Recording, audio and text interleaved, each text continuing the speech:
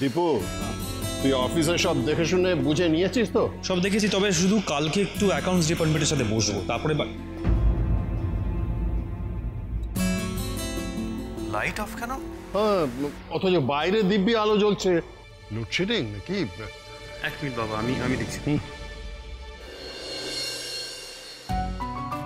Congratulations! Thank you, but এগুলো কি মা? শুনলাম তুই আজকে অফিসে জয়েন করেছিস বলে সেখানে একটা বড় সেলিব্রেশন পার্টি হয়েছে, আর আমরা বাড়ির লোকজনকে হাত পা গুটিয়ে বসে থাকবো নাকি? তোর অফিস যাওয়ার প্রথম দিনটা আমরা সেলিব্রেট করবো না?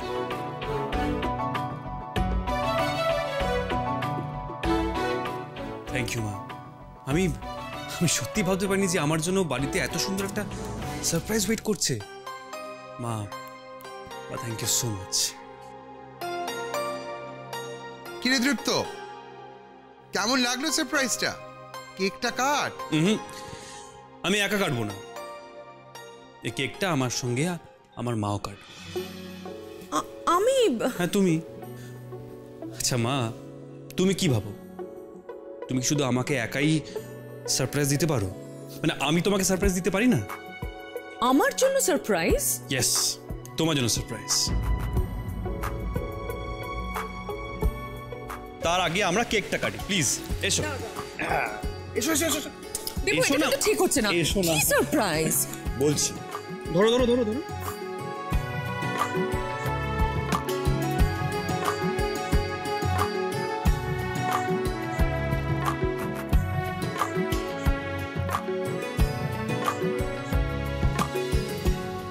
ধরো। আগে বল কি সারপ্রাইজ? আচ্ছা মা, তুমি জানো আজকে আমি অফিসে ফার্স্ট স্টাফ মিটিং কি ডিক্লেয়ার করছি? কি? মানে এনি গেস? গেস বলছি, সেটা হচ্ছে আজকে আমি অফিসে গিয়ে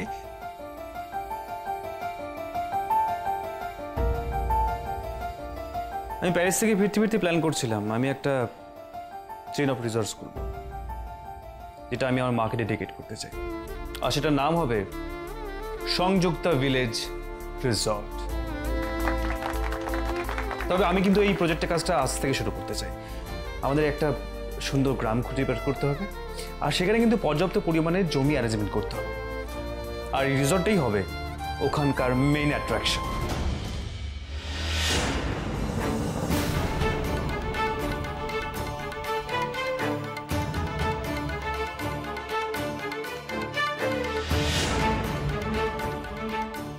সত্যি? হ্যাঁ মা।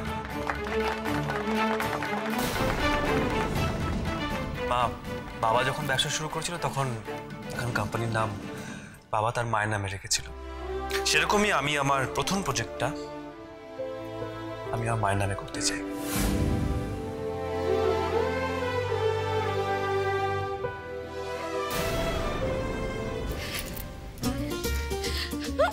সত্যি মা? হ্যাঁ, আপনি বিশ্বাস করুন, লোকে চিঠিপত্র, ডকুমেন্টস এসব পায়, আর আপনি কোথায় একটা গোটা চেন অফ রিসোর্ট পেয়ে গেলেন। সত্যি মা, ইউ আর সো লাকি। হ্যাঁ, দাদাভাই কিন্তু আপনাকে সত্যিই খুব ভালোবাসে মা, না হলে আপনি দাদাভাই সৎ মা হয়ে দাদাকে কি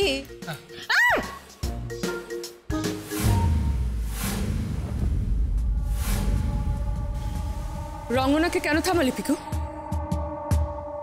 ও তো সত্যি কথাই বলেছে। আমি তো সত্যিই দীপুর সৎ মা। আমি যতই ওর কপালে চন্দনের ফোঁটা ছোঁয়াই না কেন, যতই ওর জন্য ঠাকুরের কাছে আরতি করি না কেন, ওর কাছে তো ওর নিজের মায়ের আশীর্বাদই আসল আশীর্বাদ, তাই না? যেটা প্রতিমা সকালে ওর মাথায় ছুঁয়েছে।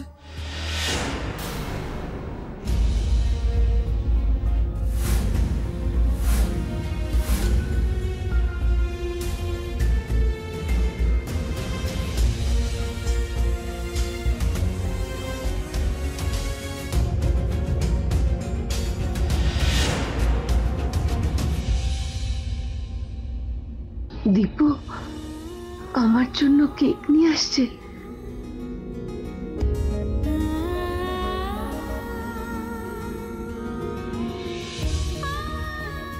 এই নাও কাকুমণি।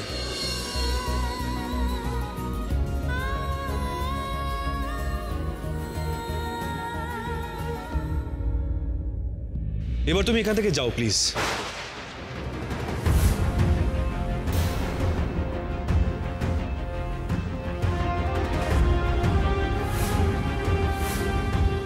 কি করছিস দীপু? কাকিমাকে অপমান করছিস।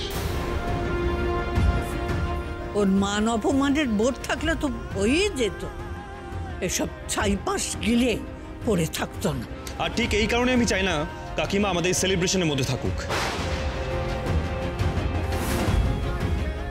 আমরা ফ্যামিলি সবাইকে নিয়ে একটু আনন্দ করছি, কিন্তু কাকিমা তোমার কাছে তো সেলিব্রেশন মানে মদের বন্যা বন, তাই না?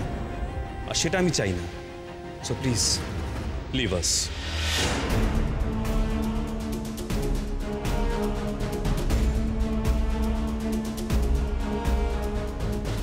প্লিজ কাকিমা তুমি এখান থেকে যাও প্লিজ।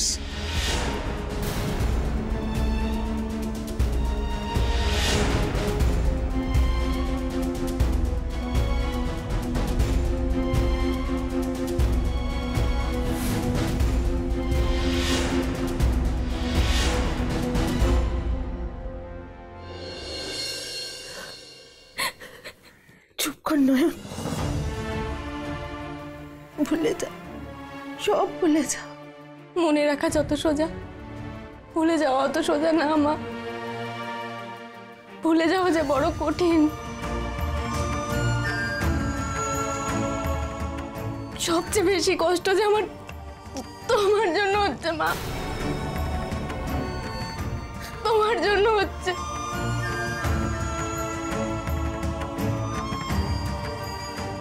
আমার জন্য মন খারাপ করিস না নয়ন। ভিটে মাটি হারাবো তাতে কি হয়েছে? তোরা দুই মেয়ে যে আমার কাছে সব থেকে বড় সম্পদ রে। তোরা দুজন আমার কাছে থাকলেই হবে। চোখ মুছ দেখি, আজ রাতটুকু পয়লা সব বিপদ কেটে যাবে রে। আর কেউ আমাদের কিচ্ছু করতে পারবে না। কাল সকালেই আমরা গাঁ ছেড়ে দেব।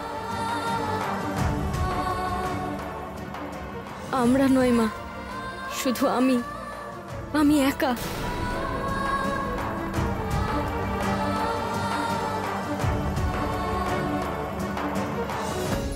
দীপু, কিভাবে তুমি কথা বলছো ওনার সঙ্গে? হ্যাঁ, উনি তোমার কাকিমা হন। কামান, সরি বলো, সরি বলো। দীপু, আফটার অল উনি তোমার গুরুজন। আমি এই ব্যবহার তোমার কাছ থেকে আশা করি না। Say sorry, I tell you. কি হয়েছে? কি হয়েছেটা কি? তুমি কেন এত বকাবকি করছো ছেলেটাকে? ও একটু সেলিব্রেট করছে।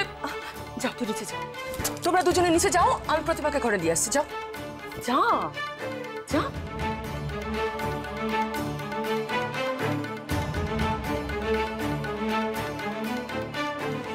চলো প্রতিভা, ঘরে চলো।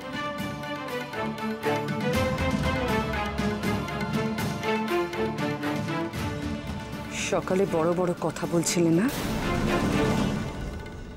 দেখলে তো তোমার অকাতটা কি সেটা আমি তোমায় কেমন বুঝিয়ে দিলাম। একটা কথা কান খুলে শুনে রাখো প্রতিমা, আমার দুঃখে দীপুর চোখে জল আসে আর আনন্দে মুখে হাসি। এরপরও তুমি আমার চালকে দীপুকে বার করে নিয়ে যেতে পারবে ভাবছো? হুম,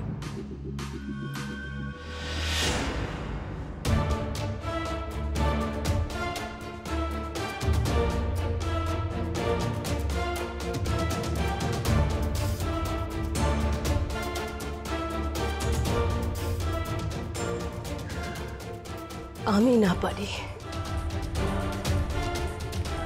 কেউ না কেউ তো ঠিক পারবে। এত কনফিডেন্স তো?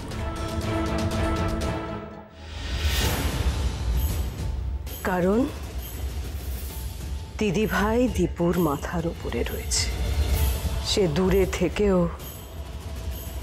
সব দেখছে আর সব লক্ষ্য করছে।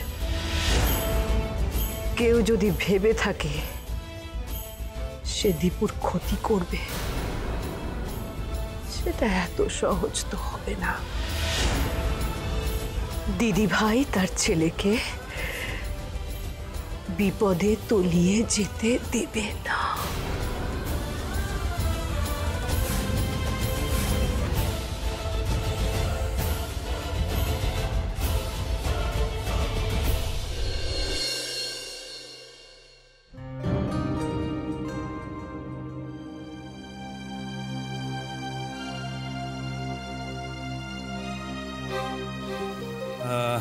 যাকে এবার আমি সবাইকে নিজের হাতে কেক কেটে খাওয়াবো।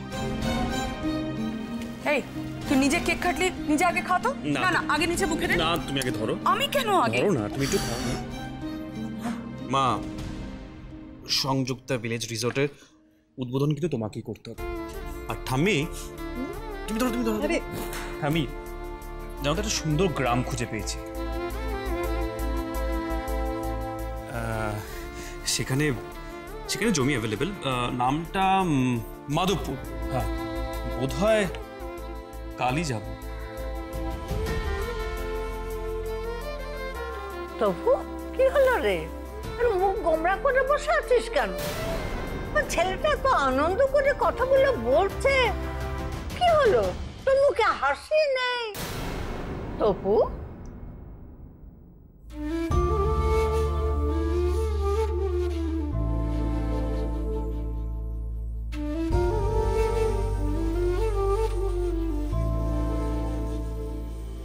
বাবা,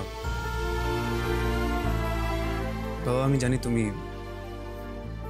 আমার উপর রাগ করে গেছো। বাবা প্লিজ, তুমি আমার উপর রাগ করে দেখো না। একটু কেক খাও না, আমি তোমার জন্য কেক নিয়ে এসেছি, প্লিজ। ইচ্ছে করছে না বাবা। ইচ্ছে করছে না বলে তো হবে না। দেখো, তখন কিন্তু তুমি অফিসে যখন আমি কেক কাটছিলাম তখন তুমি কিন্তু কেক খাওনি। তখন তুমি কি করলে? আমাকে সবার মাঝখানে বসিয়ে দিয়ে তুমি ওই উকিল কাকার কেবিনে চলে গেলে কেন?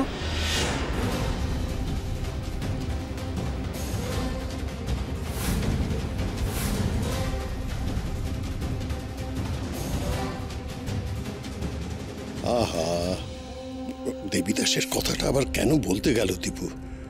সংযুক্তারা আবার সন্দেহ করতে শুরু করলো না তো আমি দেবীদাসের সঙ্গে কথা বলেছি শুনে?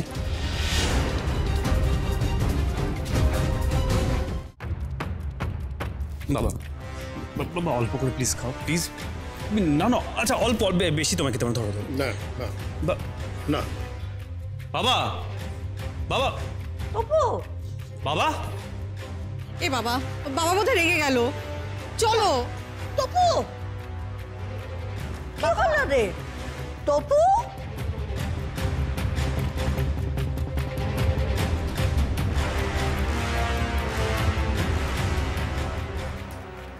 এই দিদি, শুনলি?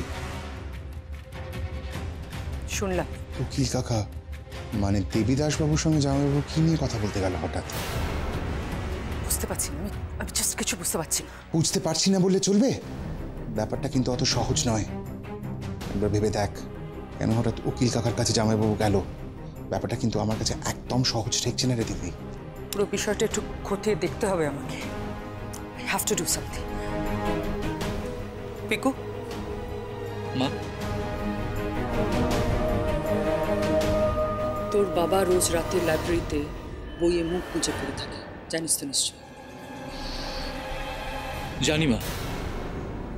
আর আমি এটাও খুব ভালো করে জানি যে আমাদের ঠিক ওই সময়টাই ব্যবহার করতে হবে। বাবা যখন ঘরে থাকবে না তখন আমি গিয়ে ঘরে দেখব সম্পত্তি হস্তান্তরের কোনো কাগজপত্র আছে কি না। দ্যাটস লাইক মাই বয়। এই না হলে আমার ছেলে। গুড বাই, যা।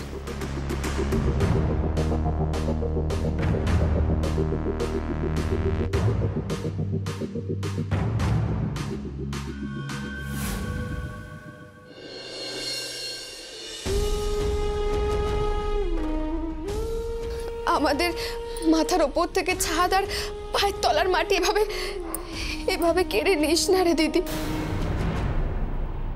মাঝ রাতে সবাই যখন ঘুমিয়ে পড়বে তখন তুই চলে যাবি।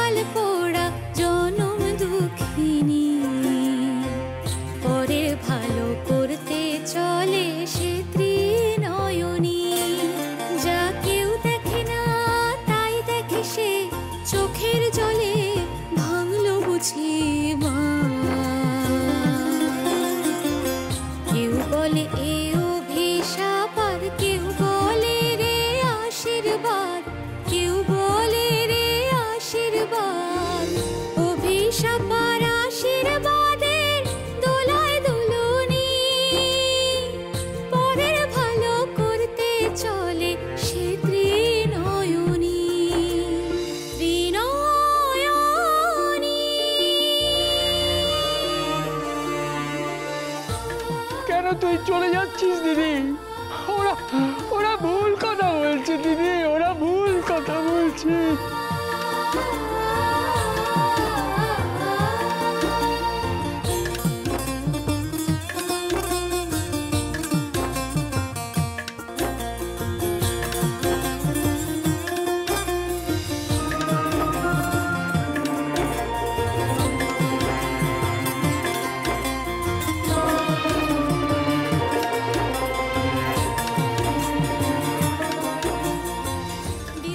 কে খায় কে খায়?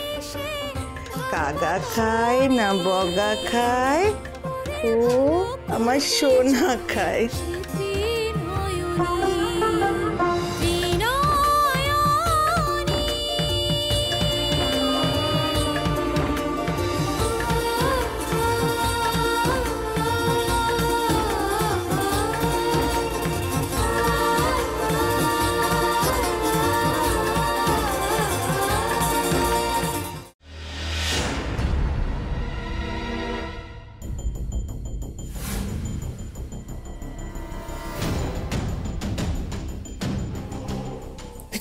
ফাইল দেখ তো, দেখি তুই কাবারটা দেখ। আমাকে জানতেই হবে তপব্রত কেন কেন দেবীদাস উকিলের কেবিনে গেছিল। তাহলে কি সব বিজনেস বিপুল নামেও লিখে দিল? তাহলে তো সব না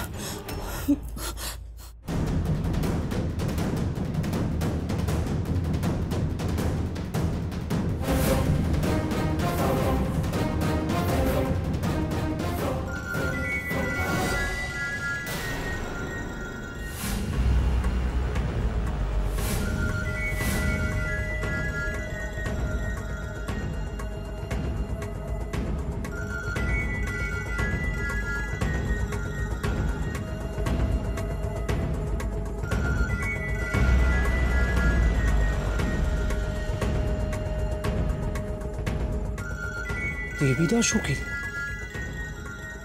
এত রাতে বাবাকে ফোন করলো কেন?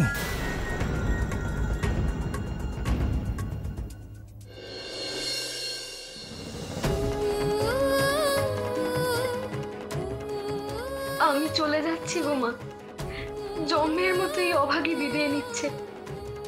আমায় ক্ষমা করো, তোমায় যে কষ্টের চেয়ে বেশি কোনোদিনও কিচ্ছুটি দিতে পারিনি আমি। ক্ষমা করো।